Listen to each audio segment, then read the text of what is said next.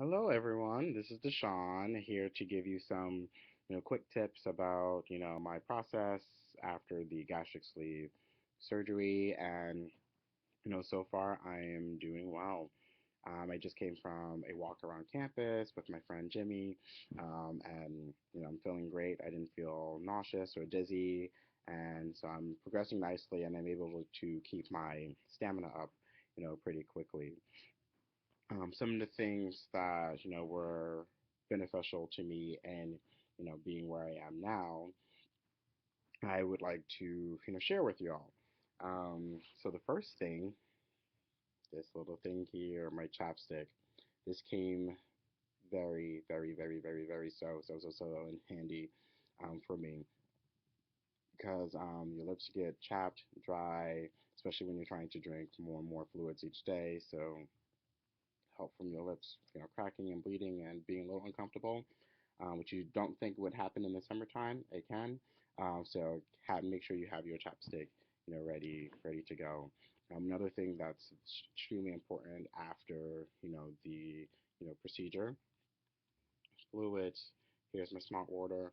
Um, it's with 33.8 fluid ounces. It has electrolytes, and getting water down is very, very important. I know I've heard from others, and seen on some forums that some people have trouble keeping plain water down. Luckily, that has not been the experience for me. So I try to get in about two of these a day, maybe with some vitamin water, and that's what you need to make sure you're having enough fluids in a day because what can potentially happen, which I've heard from other people, your urine can come out this brown color.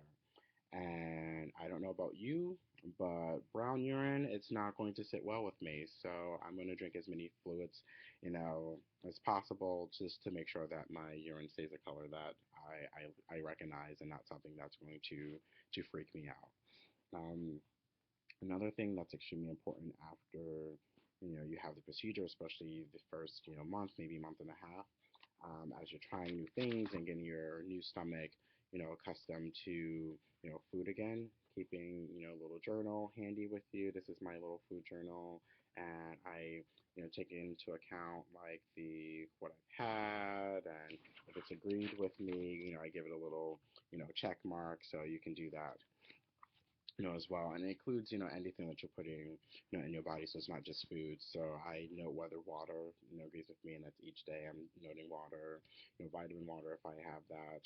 The protein drinks, which I just started incorporating. Vitamins, are you able to keep your vitamins down? I know for many people, taking vitamins on an empty stomach can get you a little nauseous, and with the small quantity of food that you're consuming after the surgery, it may be, you may have that experience with some vitamins, so you want to note that. If there are any meds that you're on, you want to make sure that those are going down and, agreeing with you, as well, because you don't want any kind of discomfort or whatnot, because that does, happen, with the surgery. So in terms of, vitamins, I have my Centrum, Min, my, one a day multivitamin pill. I took this for the first time today, and it went well, which I was very, very proud of, because I do like Centrum, a lot. Before then, like, for the past 2 days, I was taking chewables because I'm like, oh, I'm not sure if I can swallow that horse pill. So I'm going to do the chewable and see how well that, works first. And then, I took a leap today and tried the Centrum, and I didn't have any issues. I also have my, vitamin D, which is a soft gel. It's really small, so that went down very easily. It's as if like the sip of water was just by itself. And then the B12, this is probably the easiest to take because it's sublingual, so you literally put it underneath your tongue. It dissolves. You swallow it, maybe wash it down with a sip of water, and you know you're fine. Another thing that you have to get down, especially I think starting I think it was the third day after surgery that I started this. Good old protein. You need about 60 to 70 grams of this post surgery a day. So you split it up into two drinks. You can mix it with water. I've been doing it with skim milk. It tastes pretty good, with that. I've had protein before the surgery, and I've done it with water and whatnot, and depends on what you're comfortable with. But since I've been consuming a lot of water, I want to change it up a bit. So the skim milk, that's lactose free, lactose intolerant, unfortunately. So that works for me, and I'm going to stick with that for a little bit, and I'll probably just change it up, whether I have it with water or milk. So it doesn't really matter.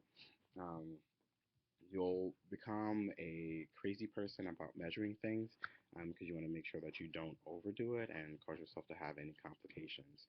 So this has been my food bowl for the past, few days. It's about a half a cup, and if anyone would have told me a week ago that I could eat this amount of food and feel fine and not hungry and that I'm starving, I would have told them that they're lying.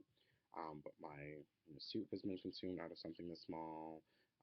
My grits that I had this morning, I started incorporating that into my diet, which was, went down and agreed with me well. That was in here. The broth that I had on the first couple of days was in something, this small. And, you eat it with a spoon and take your time and pause between. I would say bites, but it's really sips because it's liquid, so you're only sipping. But it goes down nicely, and so it is enough. You don't need really more than this. Some of the other things that are I guess interesting to note, and if you're one of those who is a little squeamish, and you can stop the video now because I'm about to give you all some real talk. So after the surgery, one of the big things that you want to do and make sure happens is that you pass gas. There's a lot of discomfort that can happen when gas is just moving all about your body. I had it for several days, where like especially near my incisions, I would feel gas there a lot. Sometimes it would move up to my chest. Once I felt it in my back, and then for probably a day I felt it going back and forth through my lower GI tract, and I was just miserable. So the day before I finally had some, release, like I went to bed early, I was just upset. I didn't want to talk to anyone. I was just done for the day. I'm like, I need this gas to like just get out of my body because I'm really, really uncomfortable, and there is some pain associated, with it. But once it starts, um, it slowed down now. Luckily, it's been 2 days, since that all started. But for the first 2 days, like it was happening all the time, and you can't really keep it in. So whenever you're recovering, I'm not sure who's going to be around for you once you're doing that, but make sure it's someone that you love and care about. Luckily, my friend Jimmy, he has gone through it and understands the process. So when I have to like let it out, he's fine with it because he knows the struggle, and that struggle is real.